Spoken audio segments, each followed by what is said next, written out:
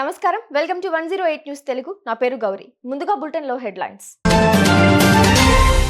సంచలన వ్యాఖ్యలు చేసి క్షమాపణ కోరిన సిపి ఆనంద్. తిరుమలలో మధ్యాహ్నానికే టికెట్లు ఖాళీ, కోటా టికెట్లను పెంచాలని కోరుతున్న భక్తులు. ట్రాఫిక్ అసిస్టెంట్లుగా ట్రాన్స్జెండర్లు నేడు విధుల్లోకి. ఘనంగా పివి సింధు వివాహం, రేపు హైదరాబాద్లో గ్రాండ్ రిసెప్షన్. పుష్ప 2 వివాదం ఘటనపై కమిషనర్ సివి ఆనంద్ సంచలన వ్యాఖ్యలు చేశారు.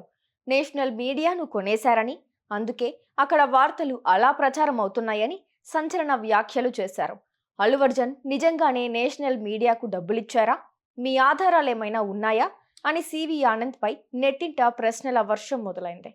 దాంతో దిగొచ్చిన ఐపీఎస్ సివి ఆనంద్ తన మాటలు వెనక్కి తీసుకుని క్షమాపణలు చెప్పారు. And still you're supporting. I'm forgetting about Yeah, that, I know sir. national media how it has behaved. No, sir. All bought We had over. done an elaborate Totally bought story. over. No. Huh? Absolutely. No shame. Bought over. I am telling you this. Yes. That's wrong. Please go ahead. తిరుమలలో సంవత్సరాంతం కావడంతో భారీగా భక్తులు తరలి వస్తున్నారు. దర్శన టికెట్లు, గదుల కోసం రద్దీ పెరిగిపోయింది.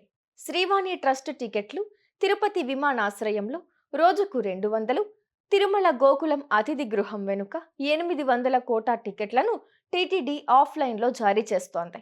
ఉదయం 8:30 విక్రయం ప్రారంభమై మధ్యాహ్నానికే ఖాళీ అవుతున్నాయి. దీంతో ఉదయం 6 నుంచే భక్తులు క్యూ లైన్లోకి చేరుకుంటున్నారు.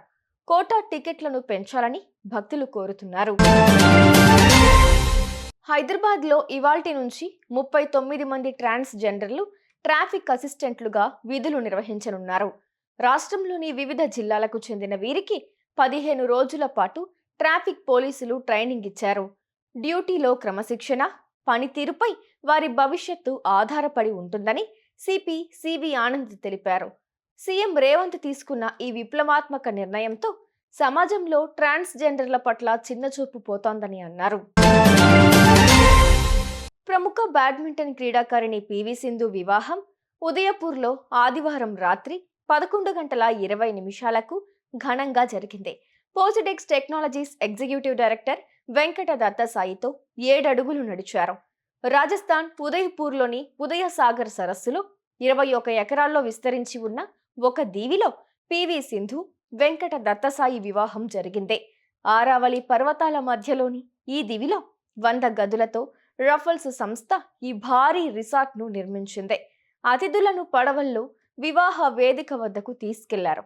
వారి కోసం 100 గదులను సింధు ఫ్యామిలీ బుక్ చేసినట్లు తెలుస్తోంది. ఈ రిసార్ట్లో ఓ గదికి ఒక రోజు అద్దె ₹1,00,000 ఉంటుంది. ఈ వేడుకకు దాదాపు 140 మంది అతిథులు మాత్రమే హాజరైనట్లు సమాచారం. రేపు హైదరాబాద్లో గ్రాండ్ రిసెప్షన్ జరగనుంది. సినీ, రాజకీయ, క్రీడా ప్రముఖులు హాజరు కానున్నారు. చూసారుగా, ఇవి ఇవాల్టి బులెటిన్ అప్డేట్స్. మరో బులెటిన్ తో మళ్ళీ మీ ముందుకొస్తాను. అంతవరకు keep watching 108 news Telugu. Please subscribe to 108 TV. Subscribe to 108 TV.